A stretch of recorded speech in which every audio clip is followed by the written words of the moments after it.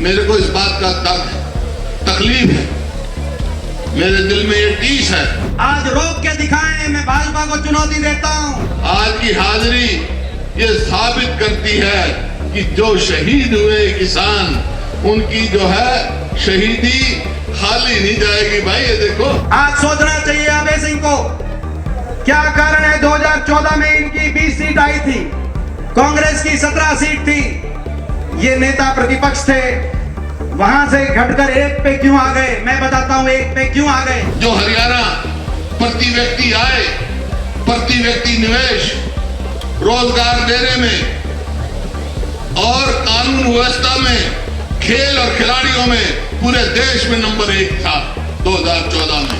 एक चेतावनी देने आया हूं, इनका एक समझौता और हो गया है बीजेपी के साथ। जो जेजेपी का समझौता था वो एक और समझौता हो गया, भ्रष्टाचार का जो समझौता तोड़ने का भी समझौता हो गया है। ये मेरी बात आप, अगर मैं ऐसा आदमी कोई अच्छा काम करते तो मैं इनकी बड़ाई करता। कोई एक ऐसा काम नहीं किया जो मैं इनको कह सकूं इन्होंने अच्छा किया, तो लूटने में लगे हुए।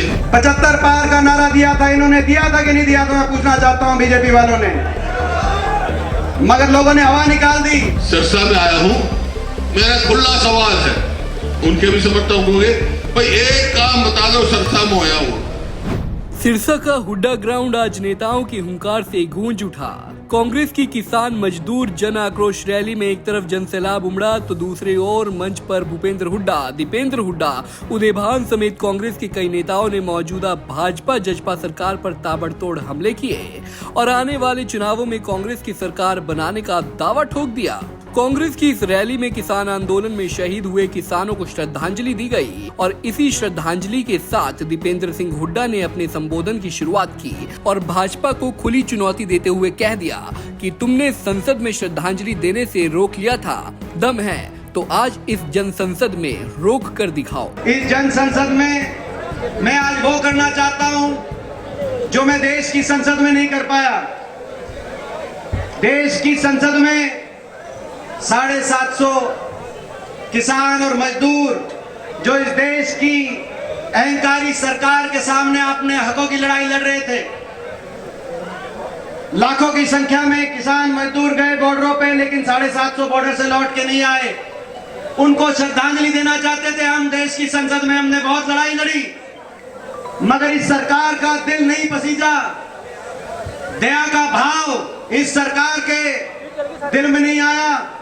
ये कह सकते थे इनकी मांग नहीं मानते, लेकिन कम से कम सहानुभूति हम प्रकट करते हैं जो लौट के घर नहीं आया, जिसका घर उजड़ गया, मगर संसद में नहीं कर पाए तो क्या है, आज रोक के दिखाएं। मैं भाजपा को चुनौती देता हूं, दिल्ली और चंडीगढ़ की सरकार को चुनौती देता हूं।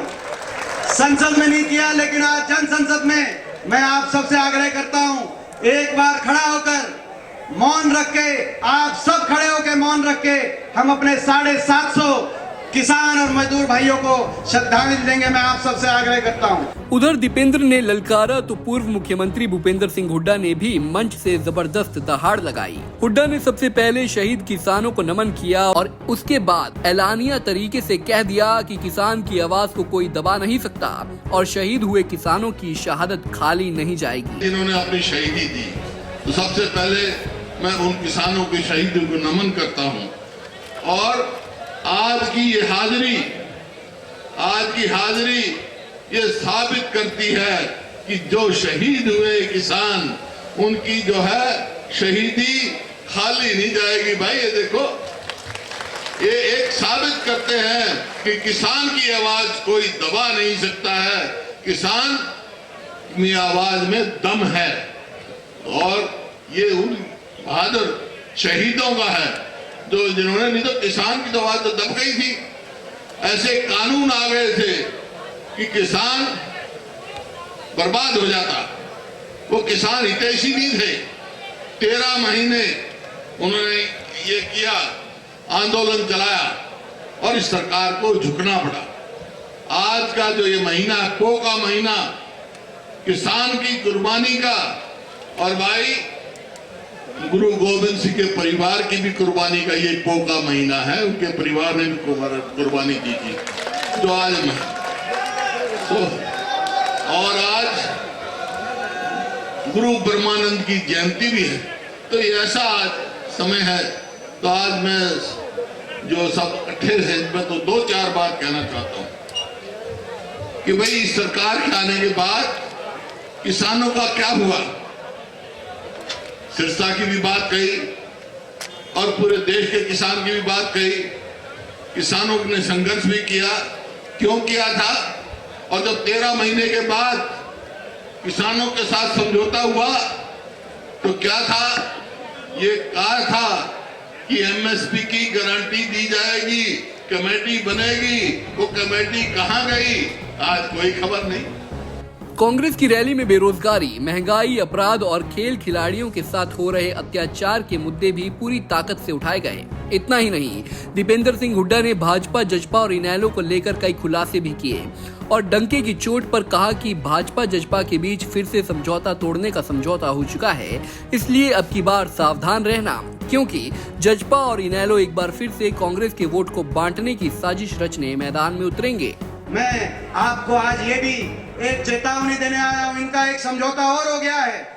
बीजेपी के साथ जो जेजेपी का समझौता था वो एक और समझौता हो गया, भ्रष्टाचार का जो समझौता तोड़ने का भी समझौता हो गया है। ये मेरी बात आप एक और मेरी बात को समझ के अपने दिल में रखना। समझौता तोड़ेंगे, बीजेपी के इशारे पे आपके बीच में आएंगे। कांग्रेस की वोट में कौन ज्यादा सेंध मारेगा, अभय सिंह ज्यादा मारेंगे या दुष्यंत चौटाला ज्यादा मारेंगे, इस बात की बीजेपी के इशारे से, उनके इशारों पर इस तरह की राजनीति हरियाणा में करने का काम करेंगे। चक्रव्यूह रचा जाएगा। प्रदेश में परिवर्तन को रोकने के लिए चक्रव्यूह रचा जाएगा। पिछले बार तो आप भी नादान थे, हम भी नादान हैं।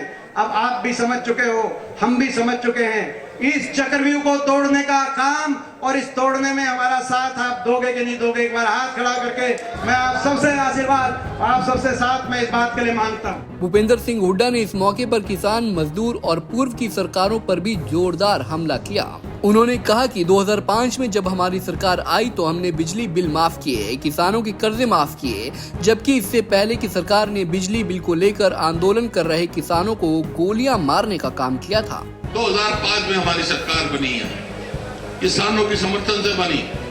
तो हमने सबसे पहला काम क्या किया था, जो हमारी पूर्व सरकार, मैं किसी की निंदा नहीं करना चाहता, पूर्व सरकार जिसने बिजली के बिल का सब भरने के लिए किसानों को गोली से भून दिया था, 1600 करोड़ बिजली के बिल पहली कलम से हमने माफ किए थे पूरे देश के, हरियाणा के किसानों के, और 2136 करोड़ कर्जा माफ किया था। और जो किसान फसली ऋण लेता है उसके ऊपर ब्याज 0% किया था। जो 14% था पूरे देश में किसान ब्याज 4% से ज्यादा नहीं देता। लेकिन आज क्या हो रहा है किसान के साथ, क्या मजदूर के साथ हो रहा है, बहुत सारी बातें, सबकी चर्चा नहीं करता मैं। 100 के गज के प्लॉट दिए हमने, और बैकवर्ड क्लासेस के और गरीब आदमी के बच्चों की स्कॉलरशिप दी, नहीं सारी स्कीम बंद कर दी, सारी स्कीम बंद कर दी। अरे गरीब आदमी को हम 5 किलो अनाज के साथ तेल भी देते थे, घी भी देते थे, चीनी भी सस्ती देते थे, दाल भी सस्ती देते थे। ये क्या दे रहे भाई, ना गरीब के, ना किसान के, ना मजदूर के, ना व्यापारी के, ना कर्मचारी के भाई। तो ये आज ये कारण है, पूरा हरियाणा इससे विमुख हो चुका है। 10 सालों तक हरियाणा के मुख्यमंत्री रहे भूपेंद्र सिंह हुड्डा आज मौजूदा गठबंधन सरकार को कोसते कोसते ये कहने पर मजबूर हो उठे कि आज की हालत देखकर उन्हें दर्द होता है, उनके मन में टीस है। हुड्डा ने अपने कार्यकाल के हालात साझा करते हुए मौजूदा स्थिति को तोला और कहा कि आज हरियाणा विकास की पटरी से उतर चुका है, बेरोजगारी से युवा नशे की दलदल में धंसता जा रहा है और अपराध व महंगाई से लोगों का जीना तक मुहाल हो चुका है। मेरे को इस बात का तकलीफ है, मेरे दिल में ये टीस है। 2014 में जो हरियाणा प्रति व्यक्ति आय, प्रति व्यक्ति निवेश, रोजगार देने में और कानून व्यवस्था में, खेल और खिलाड़ियों में पूरे देश में नंबर 1 था 2014 में। और इन 9 साल में भाई इन्होंने क्या किया, 9 साल में कहां से कहां पहुंच गए। आज हरियाणा किस चीज में नंबर 1 है? आज नंबर 1 है बेरोजगारी में, महंगाई में, भ्रष्टाचार में और भाई अपराध में। ऊपरली 2-3 स्टेटों से आ रहा है और खिलाड़ियों के साथ जो हो रहा है वो तो आपको मालूम ही है। तो कोई भी ऐसा वर्क नहीं जो इन्होंने, कोई एक काम ऐसा नहीं है। अगर मैं ऐसा आदमी हूं, कोई अच्छा काम करते तो मैं इनकी बड़ाई करता। कोई एक ऐसा काम नहीं किया जो मैं इनको कह सकूं इन्होंने अच्छा किया है। बस लूटने में लगे हुए हैं। जैसे अभी चर्चा हुई, क्या गठबंधन है ये? कहा जब गठबंधन बना तो इन्होंने एक कमेटी बनाई है दिलविद की अध्यक्षता में कि भाई कॉमन हम मैनिफेस्टो बनाएंगे, ये काम करेंगे। आज तक उस कमेटी की रिपोर्ट ही नहीं आई। क्यों? काम करना ही नहीं इनने कुछ। जहां कर्जा 4.5 लाख करोड़ आज कर दिया, कहां जा रहा भाई पैसा? वो किसको कहां खर्च हो रहा है? मैं सिरसा में आया हूं, मेरा खुला सवाल है, उनके भी समर्थक होंगे, भाई एक काम बता दो सिरसा में होया वो कोई फायदा? तो ये आपके सामने। बता दें कि कांग्रेस नेताओं ने जहां भाजपा जजपा सरकार की नाकामियां गिनाई, वहीं चुनाव से पहले अपने वादे भी गिनाए।